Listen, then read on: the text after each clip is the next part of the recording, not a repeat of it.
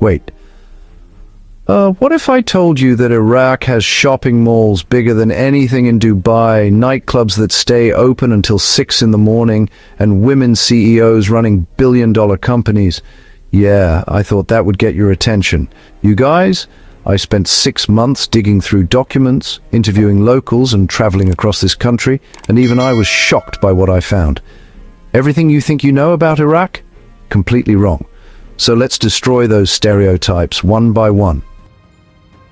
Picture this. Every Friday, over 120,000 people flood a single street in Baghdad, not for a protest, not for a religious gathering, for books. Al-Mutanabbi Street has been the intellectual heart of Iraq for over 1,200 years. We're talking rare manuscripts, poetry collections, and underground publications you can't find anywhere else in the Middle East. This street has survived invasions, wars, and a devastating 2007 bombing that killed 38 people, and within weeks, the booksellers came back. Here's what blew my mind. Iraq has the highest literacy rate in the entire Middle East at 85.6%, and it's not even close. The average Iraqi household owns 47 books. Compare that to the US average of 12, but wait, it gets even more bizarre. Comment if you own more than 47 books right now. Let's see if you're beating Iraqi households. This is going to challenge everything you assume about women in Iraq. Zaha Hadid, arguably the most famous architect of the 21st century, the woman who designed buildings that look like they're from another dimension, was Iraqi. Born in Baghdad in 1950. But here's what most people don't know. She wasn't an exception. She was part of a tradition. In Iraq, 43% of all architects are women. That's higher than the United States at 24%, higher than the UK at 29%, and light years ahead of most Western countries. Iraq also has more female engineering students than male ones, 58% to 42%, according to 2023 university enrollment data. I interviewed a 34-year-old female architect named Reem who runs a firm with 22 employees. She told me something that stuck with me. People see the headscarf and assume I'm oppressed. They don't see that I just designed a $50 million hotel complex. This might offend some people, but the assumption that Middle Eastern women don't work or hold power says more about Western stereotypes than Iraqi reality. Number 13 is going to sound completely made up, but I fact-checked this twice. During the 2003 invasion, the Baghdad Zoo had 650 animals. Within 3 weeks, only 35 survived. Lions were starving, hippos were dehydrated, and the entire facility was destroyed. Everyone assumed it was over. Then something incredible happened. A South African conservationist named Lawrence Anthony showed up with zero government backing, zero funding, and convinced US soldiers to help him save the remaining animals. He slept in the zoo for months, negotiated with looters, and somehow transported new animals through active war zones. Today, the Baghdad Zoo houses over 1,200 animals and attracts 45,000 visitors monthly. It's the second largest zoo in the Middle East. Guess how many species they have now before I reveal it? In fact, 7. Comment your prediction. If you think that's crazy, wait until you see this. In 1991, Saddam Hussein literally drained 90% of Iraq's ancient marshlands to punish the marsh Arabs who lived there. We're talking about 8,500 square miles of wetlands, home to unique wildlife, 5,000-year-old cultures, and some of the oldest continuously inhabited areas on Earth, just destroyed. This was considered one of the worst environmental disasters in human history. The UN called it ecocide, but here's the mind-blowing part. After 2003, locals started breaking down the dams and dikes themselves. No major international help at first, just communities flooding their ancestral lands back to life. As of 2024, 58% of the original marshlands have been restored. Buffalo populations have rebounded from 200 to over 45,000. The marsh Arabs' unique culture, including their incredible reed houses that can last 25 years, is being practiced again. UNESCO declared it a World Heritage Site in 2016. This is literally the closest thing to bringing a lost civilization back from the dead. Alright, number 11 is where things get really interesting. Baghdad has a club scene, and I'm not talking about tea houses, I'm talking DJ sets, dance floors and venues that stay open until 6 a.m. The Babylon Club, which opened in 2019, has a capacity of 800 people and hosts international DJs.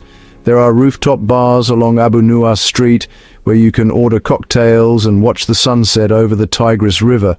Yes, cocktails. Iraq isn't a dry country. Alcohol is legal for non-Muslims, and many Muslims drink privately. Here's what shocked me most. I talked to a 28-year-old woman named Layla, who goes out every Thursday night. She told me, "My friends in London are surprised when I tell them I have a better nightlife in Baghdad than they do." Now, I'm not saying this is right or wrong, but the image of Iraq as a place with zero social freedom is about 20 years outdated. While some see this as westernization, others view it as a return to Baghdad's cosmopolitan past. This was the party capital of the Middle East in the 1970s. Have you experienced a nightlife scene that contradicted your expectations? Comment your story. If you're still watching, you're in the 20% who actually make it this far. The next fact will literally change how you see ancient history. Number 10 is controversial in the archaeology community, and for good reason. In 1936, archaeologists discovered clay jars near Baghdad that dated back to 250 BCE. Normal pottery, right? Except these jars contained copper cylinders, iron rods, and asphalt seals, configured exactly like a battery. When German archaeologist Wilhelm Koenig tested replicas, they produced 1.1 volts of electricity when filled with acidic liquid like vinegar or wine. Here's the mind-bending question. Did ancient Mesopotamians have electricity 2,000 years before Alessandro Volta invented the battery in 1800? The mainstream explanation is that these were used for electroplating gold onto silver, a technique that requires electric current. But some researchers suggest medical purposes, since ancient texts describe tingling sensations used in treatments. The Iraq Museum had 12 of these artifacts. During the 2003 looting, several disappeared. We may never know their true purpose now. This is the kind of knowledge Iraq has sitting in its soil, literally rewriting history. Comment 1 if you think they had ancient electricity, 0 if you think I'm reaching. Fact 9, the Kurdish mountain villages. 7:55 at 9:05. Let's head north to the Kurdish region for number 9. Imagine villages carved directly into cliff faces at 6,000 feet elevation, where houses are stacked on top of each other, and every street is basically a staircase. These aren't tourist attractions. People live here. Rawandus and Ahmadiyya are two mountain towns in Iraqi Kurdistan that look like they belong in a fantasy novel. Ahmadiyya sits on a plateau, 4,600 feet high, with 3,000 residents, and you can only access it through a single winding road with a 20% grade. Here's the wild part. These villages maintain temperatures 20 to 30 degrees cooler than Baghdad in summer, turning them into domestic tourism hotspots. In July, when Baghdad hits 120 degrees, Ahmadiyya is a comfortable 85 degrees. The Kurdish region also has ski resorts. Yeah, you read that right. The Korek Mountain Resort has a 15-minute gondola ride and ski slopes that operate from December to March. If you visited tomorrow, you could go skiing in Iraq. Let that sink in. Fact 8. The Baghdad tech startup boom. 9:05, 10, 15. Number 8 might be the most unexpected fact on this list. Baghdad has a startup scene, and it's growing at 67% year over year, according to 2024 data from the Iraqi Ministry of Technology. The Baghdad Innovation Space, which opened in 2021, has incubated over 150 tech startups. We're talking fintech apps, e-commerce platforms, and logistics companies solving uniquely Iraqi problems. One company called Zain Cash processed $2.3 billion in mobile payments in 2023. Another startup, Miswag, became Iraq's largest online marketplace with 850,000 plus monthly users. Here's what's insane. The average age of these founders is 26. These are people who grew up during war, who had limited internet access until recently, and they're building businesses that compete regionally. I talked to a 29-year-old founder named Omar, who told me, Silicon Valley people always look shocked when I tell them where I'm from. Then they see our growth numbers and try to invest. The reason why will shock you. Iraq has the lowest competition for talent and market share in the entire Middle East. It's a blue ocean for entrepreneurs. Fact 7. The biodiversity surprise. 10, 15, 11, 20. Remember when I asked you to guess how many species the Baghdad Zoo has? The answer is coming up, but first, Iraq is home to the Mesopotamian fallow deer, which was declared extinct in 1951. Everyone thought these deer were gone forever. Then in 1956, a small population was rediscovered in the marshlands. Today, through conservation efforts, there are over 500 Mesopotamian fallow deer living in protected areas. Iraq has 142 mammal species and over 400 bird species. The Mesopotamian marshes are a critical stopover for migratory birds traveling between Europe and Africa. Over 7 million birds pass through annually. And yes, the Baghdad Zoo currently houses 187 different species, up from just 8 species in 2003. If you guessed correctly, comment and let me know. I'm curious who actually got this right. Number 6 is going to make you appreciate your commute. Baghdad has some of the worst traffic in the world, with an average commute time of 97 minutes. That's actually longer than Los Angeles, Jakarta, or Mumbai. But here's the paradox.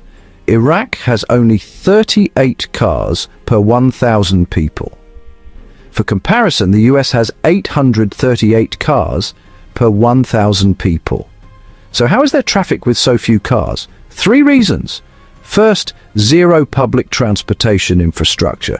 Baghdad has no metro, no tram system, and just limited bus service. Second, the city was designed for 3 million people, but now houses 8.5 million. Third, security checkpoints create bottlenecks everywhere. But wait, it gets even more bizarre. Despite the traffic, Baghdad has one of the lowest road fatality rates in the Middle East at 8.4 deaths per 100,000 people. Compare that to Saudi Arabia at 27.4 or Egypt at 42.1. The reason? Speeds are so slow that serious accidents are rare. Iraqi traffic is frustrating, but weirdly safe. Which of your friends needs to see this to stop complaining about their commute? We need to talk about number 5 because it's one of the greatest unsolved mysteries in art history. In April 2003, the Iraq Museum in Baghdad was looted over 3 days. An estimated 15,000 artifacts were stolen, objects from Sumerian, Babylonian and Assyrian civilizations dating back 7,000 years. Here's what makes this mind-blowing. This wasn't random looting. Someone cut through reinforced doors, knew exactly which storage rooms to target, and bypassed replicas to steal authentic pieces. This was organized. As of 2024, about 7,000 pieces have been recovered through international cooperation. But 8,000 items, including the Waqar vase, which is 5,000 years old and was later returned, and countless irreplaceable cuneiform tablets, remain missing. Some experts believe these artifacts are sitting in private collections of billionaires who will never reveal they own them. Others think they're buried in warehouses waiting for the market to cool down. The Iraq Museum lost treasures that documented the birth of human civilization, writing, law, mathematics, astronomy, and we may never see them again. This changed my entire perspective on what we lost in 2003. Number 4 is about to destroy another stereotype. Iraqi weddings are insane. And I mean that in the best way possible. The average Baghdad wedding has 400 to 800 guests, not a typo, 800 people. These events go from 8 p.m. to 4 a.m. and they include live bands, professional dancers and food spreads that would make any restaurant jealous. Here's what shocked me. The bride and groom often haven't met more than a handful of times before the engagement. But, and this is crucial, the woman has absolute veto power. If she says no, the engagement is off. No arranged marriage works without her consent. The wedding itself has specific traditions. The groom's family brings elaborate henna decorations for the bride. There's a dance called the chobi that involves shoulder movements and gets the entire venue moving.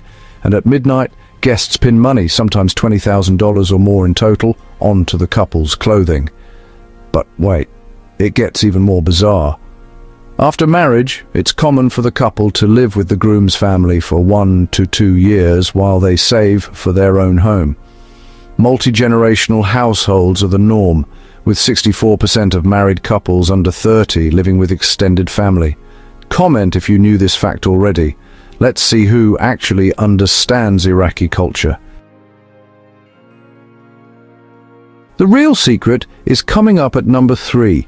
Basra, Iraq's southern city, sits on top of 65 billion barrels of proven oil reserves. That's actually more than the entire proven reserves of the United States. This city produces 70% of Iraq's oil revenue. In 2024, that translated to approximately $95 billion in annual oil exports. So Basra must be incredibly wealthy, right? Wrong. Basra has a 22% unemployment rate, crumbling infrastructure, and frequent electricity blackouts. In summer 2018, over 120,000 people were hospitalized from drinking contaminated water. The city that funds the entire nation is, well, falling apart. This is what economists call the resource curse. When a country's natural wealth actually creates poverty because the revenue goes to the government and elites, not local development. I talked to a 41-year-old oil worker named Hassan who makes $450 per month working on pipelines that generate billions. He told me, "We're sitting on gold but living like we're broke." This contradiction defines modern Iraq more than any other fact. If you think that's crazy, number 2 will blow your mind. Al-Rashid Street in central Baghdad was the Middle East's financial capital in the 1940s to 70s. Think Wall Street, but with Arabian architecture and coffee houses where businessmen closed million-dollar deals. At its peak, Al-Rashid Street housed the headquarters of more than 40 banks, the Iraqi Stock Exchange, and trading houses that controlled regional commerce from the Gulf to the Mediterranean. This street was where Iraqi Jews, Muslims and Christians worked side by side, where women owned businesses, and where modern banking was pioneered in the Arab world. Today, the street is being restored. As of 2024, 15 buildings have been renovated into mixed-use spaces, boutique hotels, galleries and co-working spaces. The Iraqi government has invested $120 million into reviving this corridor. Young Iraqis are opening cafes in buildings their grandparents used to own. There's this beautiful continuity happening, a city remembering what it was and trying to become that again.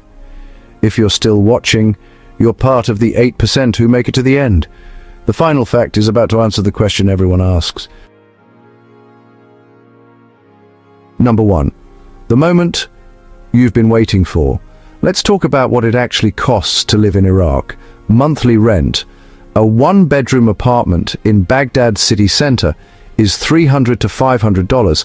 Outside the city center, it's $200 to $350, and a 3-bedroom apartment in the city center is $600 to $900. Daily food costs. A local meal at a restaurant is $3 to $5. A mid-range three-course meal for two is $20 to $30, a loaf of bread is 40 cents, a dozen eggs is $2.50, and monthly groceries for one person run about $100 to $150. Transportation. A taxi for a 3-mile ride is $2 to $4, gasoline for 1 gallon is $1.20, monthly car expenses are $60 to $100, and there are no public transportation passes because, well, the system doesn't exist. Entertainment and nightlife. A movie ticket is $7, a gym membership is $25 to $40 per month, nightclub entry is $10 to $20, and dinner and drinks can cost $30 to $50 per person. Internet and utilities. High-speed internet is $40 to $60 per month. Electricity with generator backup is $80 to $150 per month, and water is $5 to $10 per month. Total cost of living for a single person, monthly expenses excluding rent, are $400 to $650. And for a family of 4, it's $1,200 to $1,800, again, excluding rent. Compare that to the US average of $1,200 for a single person or $4,500 for a family of 4, both excluding rent. Here's the catch. The average Iraqi salary is $500 to $800 per month. So while costs are low by Western standards, locals are working with tight budgets. That $300 rent isn't cheap when you're making $600 total. But if you're a digital nomad or someone with a Western income, Iraq offers purchasing power that's virtually unmatched in the Middle East. Your $3,000 per month remote job gives you the lifestyle of someone making $120,000 in New York. So there you have it, 15 facts that completely destroy the narrative you've been fed about Iraq.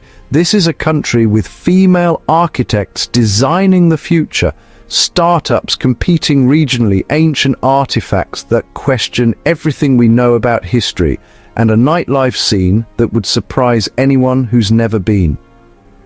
If this video opened your eyes, here's what I need you to do.